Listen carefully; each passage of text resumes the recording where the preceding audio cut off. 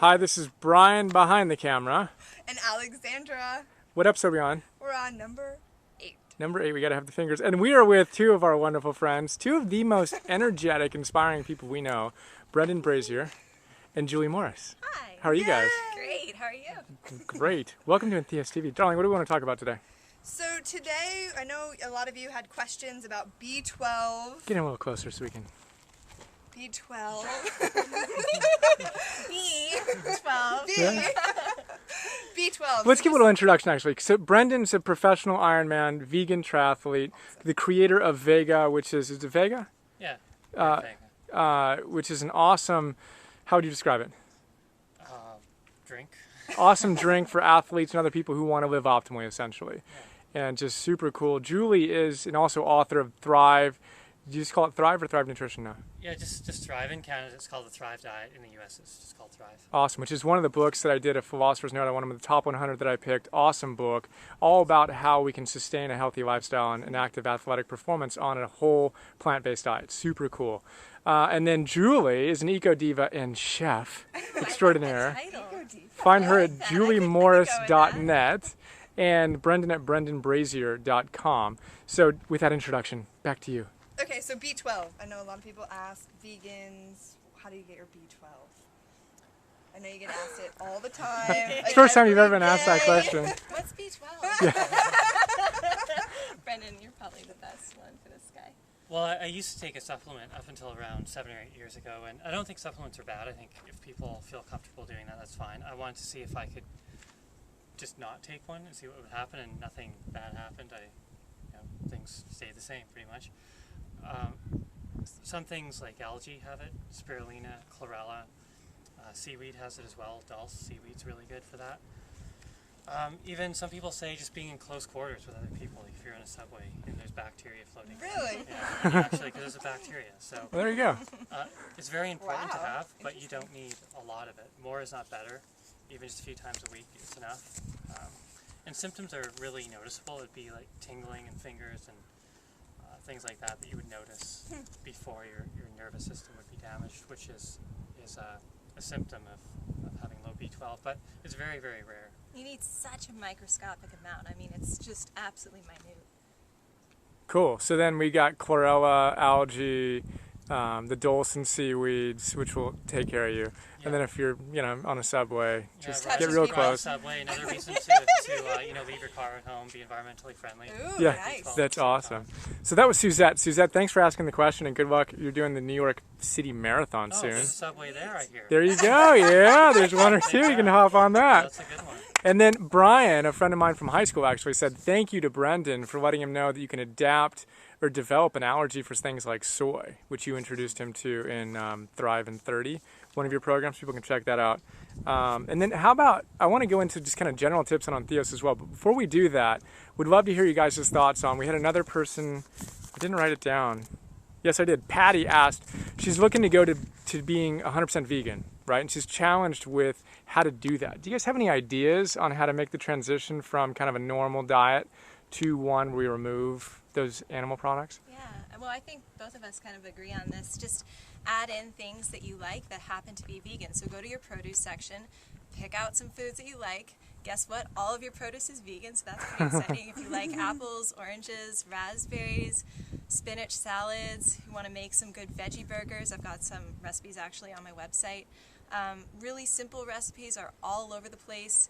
And ask your friends too, just to kind of help you out a little bit. Just look to kind of add things into your diet as opposed to thinking about, oh my God, I can't eat all those things. It's going to be so difficult. You'll be amazed at how many different things you explore and discover. Cool. And it opens up a whole new world with yummy foods. Right on, and your website rocks. We were talking about this before. Go to juliemorris.net. Really cool blog. Julie's an awesome writer, and she's got some amazing recipes, lots of videos, really, really cool stuff. They're really easy too, so. Yeah, they're fun. I liked your brownies in 5 minutes. We made Five those the other ingredients day, we did. Nice. It reminds I watched us. your video, and I was like, immediately that day I went to the store and made it. Yeah. Seriously, awesome. That was Love it. cool. That's so cool. It's kind of like Joshua Rosenthal's idea of crowding out too, right? Yeah. So crowd out the bad stuff with good stuff. Don't worry so much about removing stuff, but add a bunch of stuff and crowd it out. Yeah. Cool. You have any ideas, sir?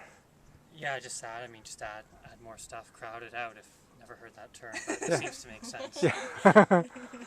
Awesome.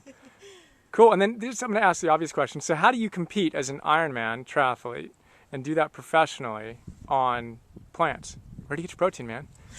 Yeah, the protein question, that's still, after all these years, that's still the number one question. But it's, yeah, you just don't need that much protein. I mean, protein's important, but you'll get it. If you eat a plant-based whole food diet, you'll get enough.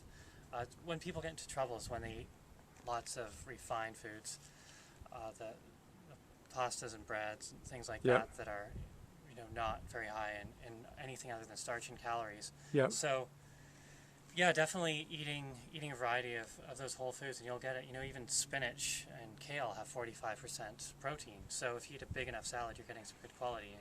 And then obviously there's things that are higher in protein, like hemp and pea protein, rice protein, stuff like that. That's good as well. But I probably get about 70 grams a day. I weigh 165 pounds. Being pretty active, I should get 145 to 165 grams according to a conventional sports nutrition book, and I don't get half that. So it's about quality. And when I cut back on the protein, I definitely did lose a little bit of weight, but I didn't lose any strength. So therefore my strength to weight ratio actually went up, which means my endurance went up. So it was an asset to eat less protein, just good quality. And recovery is better too, because you're not as acidic, and then your muscles function more fluently, and you move more efficiently, and your endurance improves. So it's actually, I say definitely an advantage to eat a properly put together plant-based diet over a meat-based diet, for sure, for an athlete. That's awesome. So this is when we regret that it's only a 10-minute episode. So good stuff. So check out Brendan, brendanbrazier.com, and then the Thrive Diet, or Thrive, and then Thrive Fitness. 2 awesome books that go off on both the nutrition and the fitness aspects, and just good stuff. And I want to repeat, these guys, like, if you could see them up close, you'd see how just vibrantly alive they are, and truly inspired. Every time we hang out, I'm like, yeah, I want to do more. God within is flowing through. Yes, we've got 3 minutes, 2.5 minutes left. And we talked about entheos, right? And the idea of plugging into the highest within. And we'd love to hear just what you guys do. Like, what are some of your practices in literally a minute each? Like, what are your biggest things you do to really plug in and shine to the highest within you that you could suggest other people might want to think about?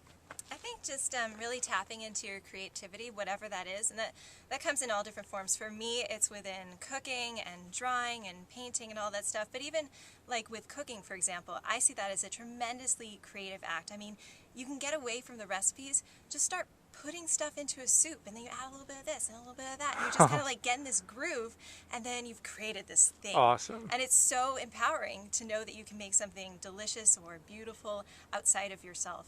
And right so it's on. a nice little reflection. Creativity. This is great. Abraham Maslow, self-actualizing individuals that he studied, creativity was the hallmark of them, right? Self-actualized human beings are creatively expressed. That's really cool. Yeah. Awesome. Brendan? Yeah, and I think doing what you enjoy is huge as well. If you like it, it's going to be easier to do, obviously.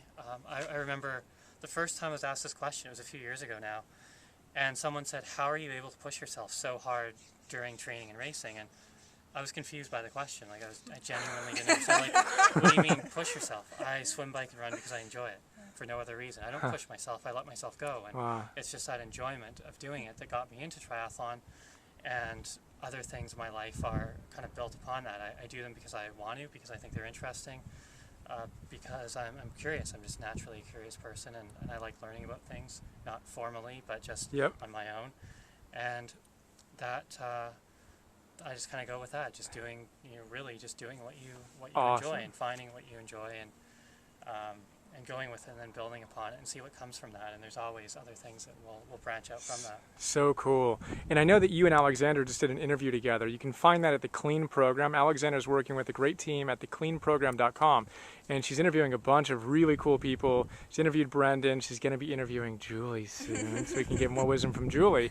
And you can check that out, because I know that Alexander ended that interview saying, Brendan is just so cool. And I asked him that question. He's like, I just love what I do. I'm like, he just loves it. He loves what he does. Well, and that's the thing. People start talking about willpower. And we've got 10 seconds. We're going to need to make an episode 2. We'll have to do. Oh, we need episode 2. So we've got Entheos TV episode number 8 coming to a close here. Apparently, we're going to need to do a second edition. Thank you guys so much for playing along. We're on a hike right now. This is Ojai Valley. Say goodbye, darling. Bye. See you soon. More soon. Bye.